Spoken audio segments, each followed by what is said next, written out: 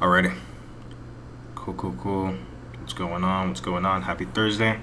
Hope the week's been going well. You guys know the deal. Just got to get a little technicals out of the way, make sure we are all good to go. I know YouTube was having some issues earlier this week with live streaming and some other things going on. But it looks like we are all good to go. So not to waste any more time, guys. Welcome back to MTV TA, guys. I'm your guys' host, Trent Manager. For all my returning patrons, welcome. For all my new patrons, of course, welcome. Thank you guys for taking the time out of your day to, come and learn some new things today. Thanks so much. First off, guys, you already know we're going to get some housekeeping out of the way. We've got a lot of great things to talk about today. Lots of crypto technical innovations, lots of projects, lots of developers, just lots of everything going on. It's a lot of positive news in the space, despite our outcome last week or just a couple days ago with our U.S.A. Senate and all their decision making. But we do have some good news following up today about how that can be adjusted and moving forward how we're looking. So first off, let's get all the housekeeping out of the way. For all those who are in the Patreon, just don't forget to kind of get updated in the Patreon. Once every other day is completely fine.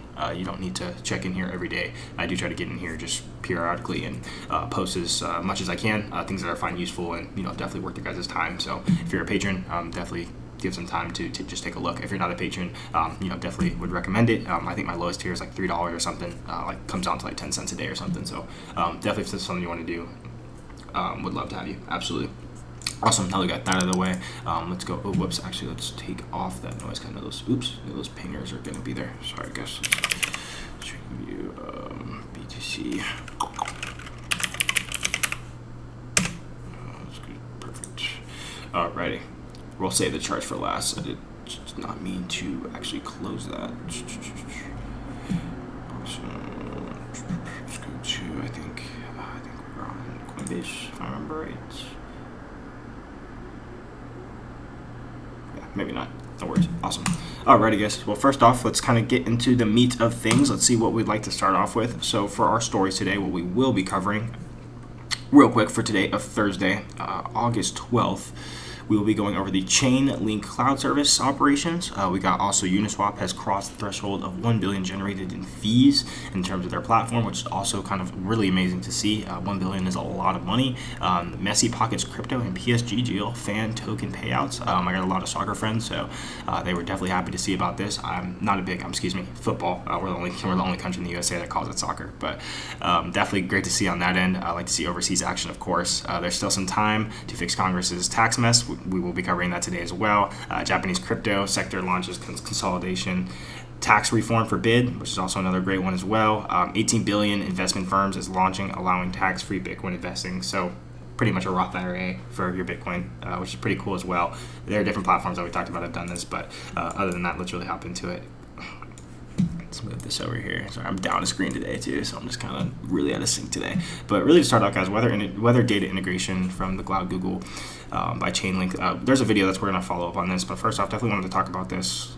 We've talked about Chainlink quite a bit.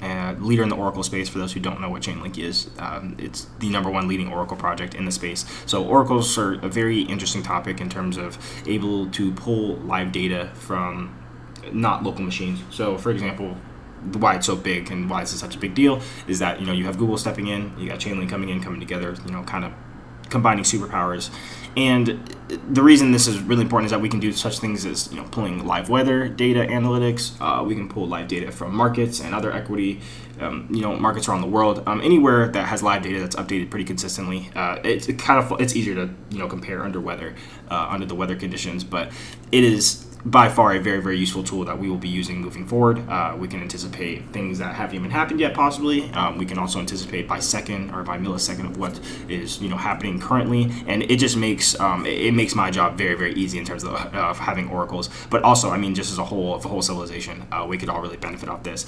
Offers corporate benefits. Of course, we talked about how the weather impacts is very, very important, but the intelligence of online data contracts can be natively accessed externally. Off-chain weather inputs. This blockchain security characteristic implies that a blockchain Oracle bridge components in necessary to construct hybrid blockchain/cloud applications. And Chainlink pipes and data with BigQuery Google Cloud contains U.S. national ocean and atomic Administration, the NOAA, meteorologists, and data other sources. So I like this. We had talked about this not too long ago about Chainlink and really getting to where they need to be in terms of, really getting this fully integrated under their wing, and we knew it would take a little bit, but we can see now that this is really kind of starting to play out. Going over to the video as well, we're going to play this kind of short clip and we're going to see exactly what they have to say. We got a couple CoinDesk writers, and I don't know any of these guys personally. There's a lot of people in the space I do not know, but definitely liked what they had to say, and I will give some of these guys a follow in terms of what they have going on. Perfect, awesome. Let's make sure this is all good. Have an agreement. Ooh, so sorry guys, jeez. My gosh. Google, where Google weather information is going to be integrated into their system. For those who aren't familiar, Chainlink is what's known as an oracle system. They provide data feeds that can be integrated into DeFi systems. In this case, it sort of points towards the role of weather in calculating risk for contracts that would, in theory, be set up to be, perpetual and automated, like all DeFi things. So, one good example might be the use of DeFi to set up farming or crop or other insurance that might depend on weather conditions. For example, some insurance plans have clauses that exclude coverage under particular extreme conditions. So this is really like a tiny little step towards this future where there's all kinds of information about the real world that's on the blockchain and integrated into DeFi systems and financial products. I do think it's also notable because of just the legitimacy conferred by this agreement with Google, which is, I think, a new level for Chainlink. But the real interesting thing here is this sort of sophisticated integration of data into the decentralized systems. I guess, Will, you're like fairly DeFi savvy, right? Does this speak to your soul? I like to think so sometimes. The Chainlink integration is interesting. It's always good to be cautious about these Google integrations, and this one seems quite legitimate. But I haven't looked into it enough. But through the years, there's always been like this cryptocurrency companies want to have integrated with Google to some degree, and then Google's like, well, we're using like Google Drive, so that's not really integration. But here, it does seem like there's some aspect of validity to it, and I think you hit the nail on the head. The interesting thing about Chainlink is they're bringing like real-world data to a blockchain.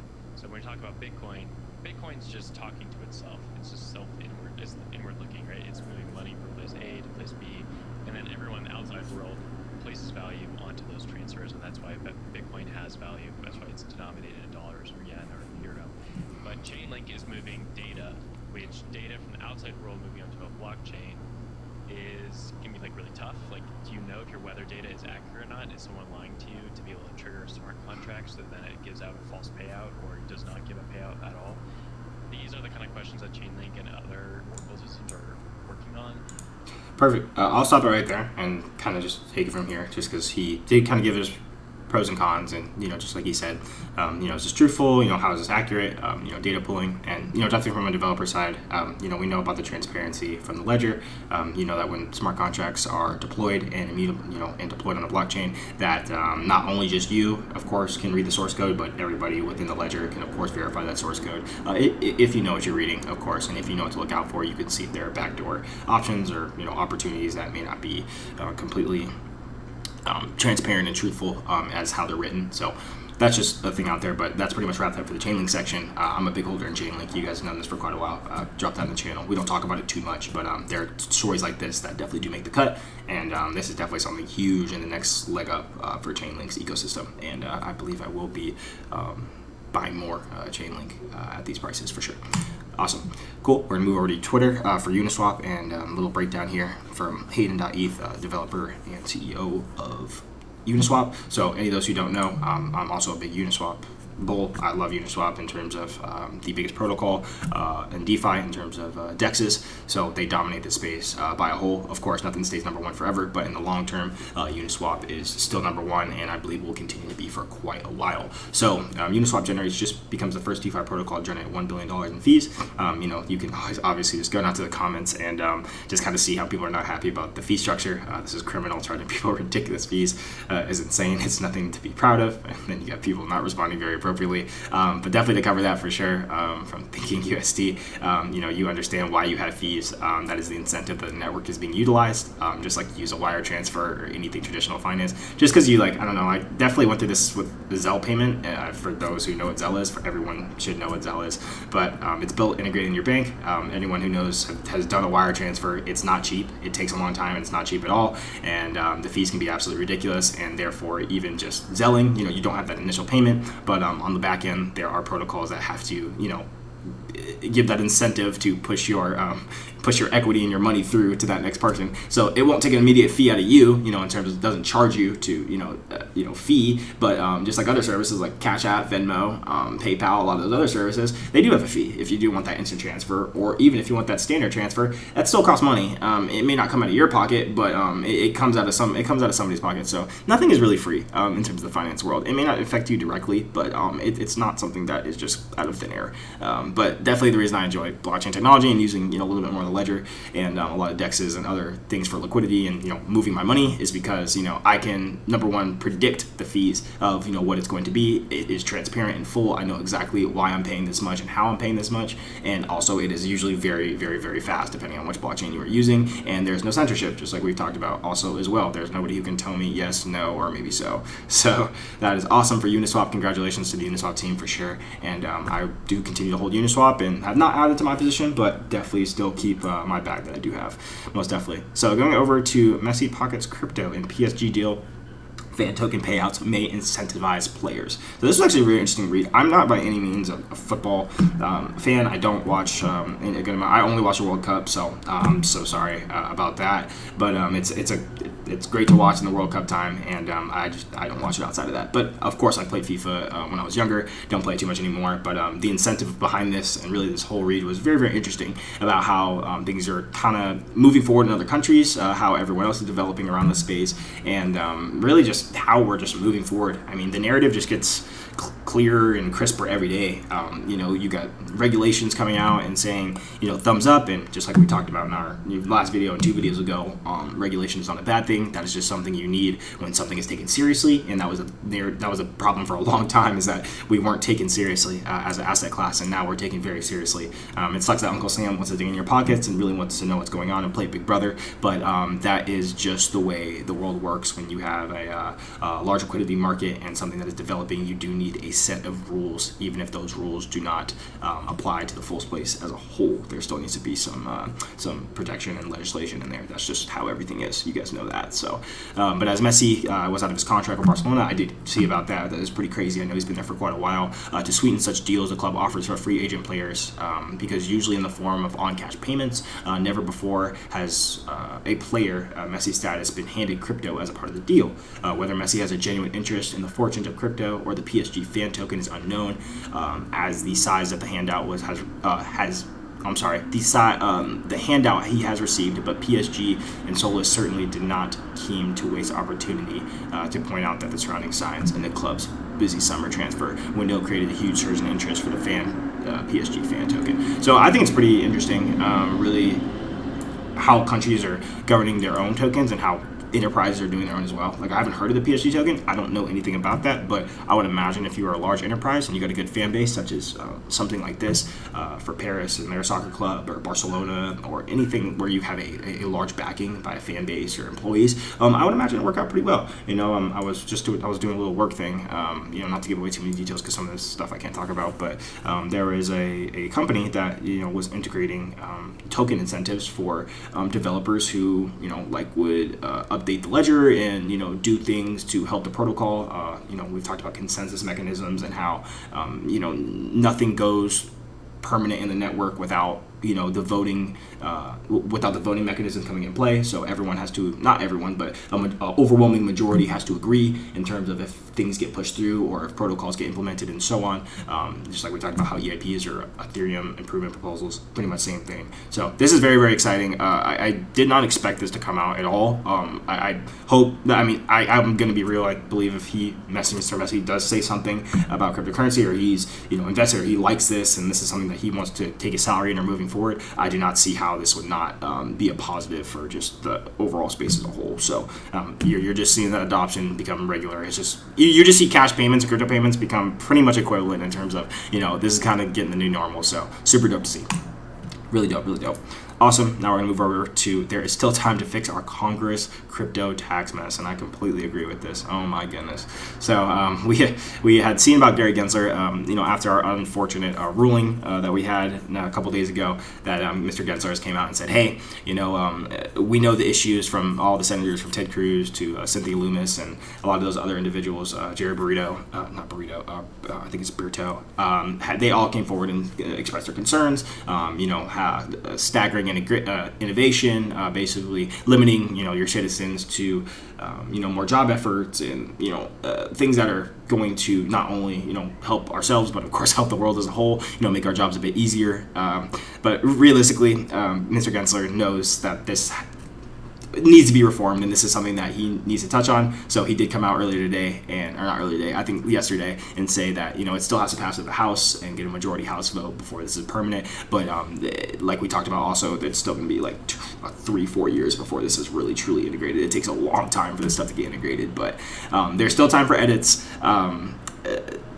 Still time for edits moving forward, and I believe they will make the right choice in terms of reforming it to make it more compliable for us, in terms of node operators, developers, and especially DeFi developers and everyone, who works in the back end of this space to, of course, be able to comply with the regulations that they are asking us to. Because this right now, that it would be we would not be able to do that in terms of being able to comply with their KYC obligations. So that's okay, but I'm staying hopeful. Like I said, the longer we have to develop and continue to show our worth and our stability, the rules will bend to us. Governments forget that we don't bend to them, they bend to us. So it may seem like they're bending us, but realistically, we're bending to them. So, or I'm sorry, vice versa. Didn't mean to say that opposite again, but you guys understand. So other than that, we're looking good. Just unfortunate news at the front, but we're going to see stories like this unfold throughout the coming months to years to continue to give us the thumbs up and keep us moving forward in a positive direction. Awesome and cool. I also like to cover Japan as well. Really good story here as well. Japan's crypto sector launches consolidation tax reform bid. Just like we were talking about kind of in the U.S.A., Japan kind of had to fall out with their crypto regulation and bills, how it would be taxed and overall governed. So they actually did end up changing some of their wording in terms of what the laws may cover in Japan in terms of selling, buying, receiving cryptocurrency, etc. So Japan's crypto tax laws classify crypto earnings as other or malicious income, no matter whether tokens are insured from trading, mining, or lending. Rather than using a flat rate tax on income, is subject to a sliding tax rate that can rise up to 55% in case of some higher tax brackets. In many other nations, such as the UK and U.S.A., crypto tax mainly takes in the form of capital gains, levies of crypto conversion to fiat. The two organizations spoke the need to compare Japan's system with the tax system of other countries, and claimed surveys showed that there was a popular support for the idea of creating systems that is not inferior to other nations. So that's very interesting to me. I always thought it was weird how governments really do talk to each other. Like, no matter if your country doesn't like another country or you guys have drama or whatever, they really do come to an agreement in terms of what is acceptable. Because when it really comes down to it, we saw it with China. We saw how the miners, all the individuals, they just got up and left, and they went and moved to other countries that would be more accepting. And it happens all the time. I don't see why here in the U.S., if the U.S. was really going to make a very rash decision like they did and really be permanent to it, that there would not be some sort of backlash in terms of companies, high liquidity individuals who bring a lot of traffic and jobs to this country, and so on, that they would just get up and leave and go take their business elsewhere. That doesn't mean you can't work, remote to U.S. soil. You just have to have your base or, your enterprise base in that country. Therefore, you obligate by those rules. And then, of course, you can still work in other countries. You just don't have to worry about the back end in terms of legal equities and financial, burden. So like if you just move to Singapore, and you would still run your enterprise blockchain business in Singapore, but you would work with U.S. clients, you would still bend to the rules of Singapore because you live there for your business. But since you're working in the U.S.A., you would just have to comply for the workforce rules here. So that's kind of the branch off and the trade-off between those two, and that's why it's such a it's such a big thing for people to move operations. We even see it here in the States, people moving state to state for better tax reasons. So if you're a business making good money, there's probably a better chance you're going to go move to Texas with no state income tax, or especially they have very good business taxes for large enterprises, so you can cut your payments in half to Uncle Sam's, or eliminate them entirely. So that's definitely a plus. But it's very interesting how I thought how governments really do kind of give insight to one another, especially when it comes to regulations and how they can govern their people. So definitely interesting. And moving forward, that is a lot, by the way. 55, that is ridiculous. I know Japan's had they've had other issues in terms of their economy, and they haven't been doing very well in terms of civil unrest and a lot of other things. But that's ridiculous. I would not move to Japan if you want to go do crypto. But bless all those people there, because that's ridiculous. Awesome. And with Coinbase as well, Coinbase Q2 profits top $1.6 billion as ETH volume surpasses BTC for the first time. Coinbase beat annual estimates Q2 after generating $2.2 billion in revenue compared to the estimates $1.78 billion. That's insane. That's literally insane. Moving forward, that's a lot of money. Interesting data from the point of Coinbase Q2 results. You can see here that just in Q2 and 21, Ethereum it beat out Bitcoin. I think that's awesome. I think that's pretty cool. It's great to see. I'm a holder of both, so I know we have a lot of. A lot of people hate on the ETH space, and there are people. The maximalism tribe is very, very out there. You have people who just only invest in Bitcoin and Bitcoin's only thing, and you have people who are heavier on the ETH side and don't enjoy Bitcoin because it's boring, and you got people who do both and enjoy both, and it's really just the first run around for the it's whatever you start with first is really going to be your first ever entry. So if you start with Bitcoin, you're probably going to like Bitcoin more, or if you hold more of whatever project it is. If your highest allocation is Ethereum, you're probably going to be a little bit more leaning towards more Ethereum because you own the most of it. There's nothing wrong with that at all. So it's just a matter of there's plenty of space for everybody to move in and share market share. But this was great to see because Ethereum just it has a lot more going for it in terms of what it can utilize. We got the NFTs, we got decentralized finance, we got operations of other altcoins and other projects that are built strictly on top of Ethereum. Like 60% of altcoins are built on top of Ethereum. Whole DeFi space. It really is awesome. And Ethereum, I believe, will be top dog for a very, very long time, and there will be other individuals like Cardano, Polkadot, other projects that I am also investing in that I hedge against my Ethereum bet that will also perform very, very well. We have the Apple, we have the Microsofts, we have the AMDs and NVIDIAs of the world. I apply that to the same space here, that there will be multiple winners. Some will be better than others in terms of liquidity and market share, but in terms of everyone having an equal share of the pie, I believe everyone will get exactly what they want out of this space in terms of these bigger projects. So that's just my take on it, but we can continue to move forward. I know Pomp hopped on here and talked about some things. I didn't watch this. Let's kind of take a look. We're not going to watch all this. Is going to be pretty hard for Bitcoin to go to $100,000 or $200,000. I think is a much easier path and much more likely to happen. Okay, maybe that wasn't the one I thought it was. Sorry, guys. But really, I think this is what he quoted. Retail monthly transaction users grew to 8.8 million, up 44% from the Q1 2021. Verified users were 68 million. Now we have 9,000 institutions who continue to deepen and broaden their activities in the crypto economy. So just continued growth. We've seen it. We're all here for it. We've been here for quite a while, and we've talked about how it just continues to funnel and continue to grow in numbers. We know that the adoption here is bigger than the internet was in the first 6 years or something. We're engulfing that chart right now. It's absolutely ridiculous. But if you're here, great. I'm glad you're here. Stick with it because he will be ultimately rewarded. I do believe, and I do believe you will, 100%. Awesome, guys. And for our last reading, I know there's definitely a lot to take in today. There's a lot of just different. We hopped around today, but a lot of great news. The markets are up. We're looking good in market technicals and how we're moving. It's really just patience at this time. We got nothing but time. So that's really all we got going for us. But Bitcoin Magazine, also 18 billion investment firm, is launching a app allowing tax-free Bitcoin investing. So this is what we talked about, how with the Roth IRA funnel. For those who don't know what a Roth IRA is, it is a contribution annually of $6,000 a year, and I believe the age is 55 or 60, and if you were to continue investing in that account by the time you are 55 or 60, I believe that's the age where you can pull out that money or start funneling it out tax free. So if you pull it out before 55, you're going to pay taxes on it, but after 55, it is a tax free Roth IRA account. Very similar to a 401k. A Roth IRA is just individual. It's not from your job, just like your employer will match your 401k or how much you're putting in. But 401ks are not bad. We might have a video on that. I'm trying to get that all straightened out and how you can maximize that 401k. I'm not sure how in depth everyone is with their job. I know I got a pretty a younger base below me, and some older than me. I'm sorry for that, guys. It's ridiculous. It's construction city. My goodness. Other than that, man, I mean, seriously, that's phenomenal to hear. I have my current Roth IRA does not have any Bitcoin in it, but it's not in my Roth IRA, of course. But I do keep the hedge, of course, for having Bitcoin, for my Roth IRA. I treat it as a Roth IRA, but this is actually a real deal, though. So you can really add Bitcoin to a Roth IRA account, and it really is it's contributing to that account, which I think is awesome. So, I mean, we're going to see this a lot more common. We know that a lot of big individuals are asking for this. Fidelity in particular have been asking for a lot more ETH exposure and a lot more BTC exposure, especially on the Roth IRA side, in terms of a hedge to continue, upping their allocation and their portfolio diversity is definitely something that a lot of individuals are asking for, given the scarcity. Now Ethereum had that, has that scarcity method in it, with the 1559 update, in terms of burning ETH. I mean, we'll look at that chart before we go. We'll look at that ultrasound money and see, how the ETH burning is going. But other than that, I mean, awesome. I mean, truly awesome.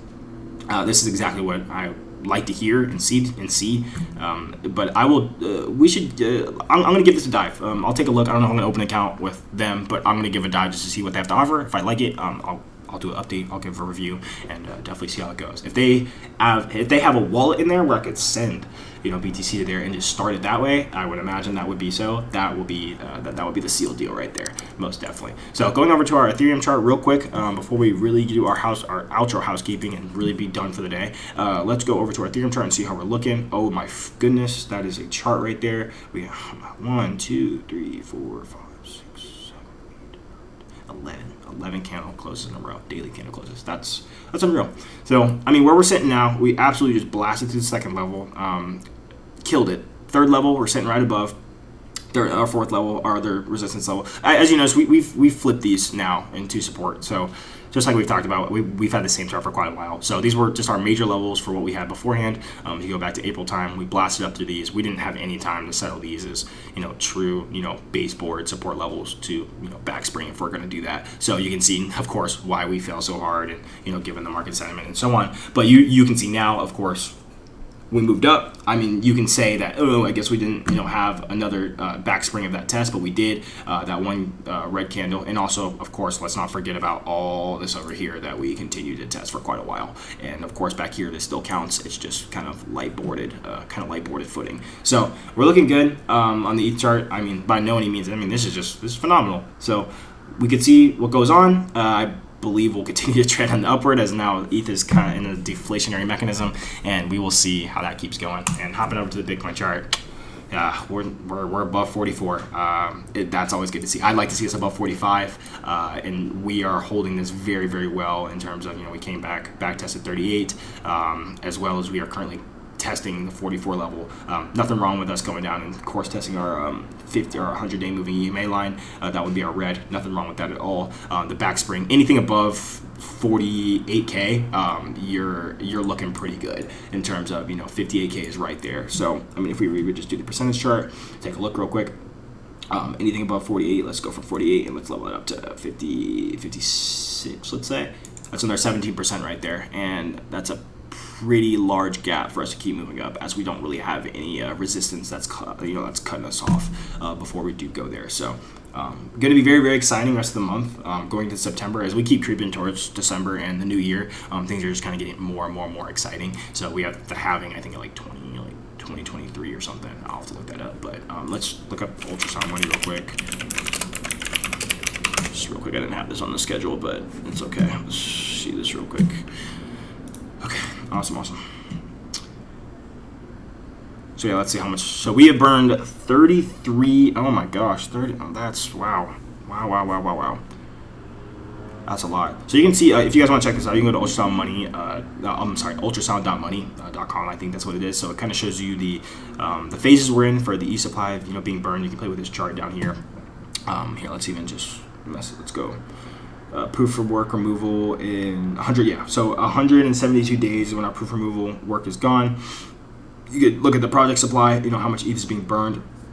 per account, how we're heading, projected moving forward, and how things are continuing to move forward. The Q&A is down here. This answers a lot of questions. What are base fees? What are fee burn? How can the ETH supply be destroyed, and so on. I won't go too deep into that because we didn't have a full video. We did. I'm so sorry. We had a full video on this, so I'm not going to be a broken record and repeat everything from this. But this is a good checker just to see really how much we're burning and how much ETH is really being utilized on the network. So, but other than that, guys, that's all I had for today. Thanks so much for chiming in today. If you like this, like and subscribe, share this with friends or family, and of course consider the Patreon if that's something you would like to do. We do career options. We do blockchain technology teachings, cryptography, passive income streams, and job application review, career opportunity switches, job search, and preparation. We just do so much on the Patreon in terms of if this is a space you want to work in, and if I do say that if you want to be fully involved in the space and get the full maximum grip out of it, I just suggest working in the space is just the best way. You can get salaries in USDC, salary in Bitcoin, salary in ETH, and being fully immersed in this stuff day in and day out is probably the best way to maximize your percentages in this market. So thanks so much, guys. I really appreciate it. Hope you have a great rest of your week, and I will see you guys this weekend. Look out for our Solidity chapter 6 or 5. Tutorial coming out this weekend. Awesome. Thank you guys so much. Bye-bye.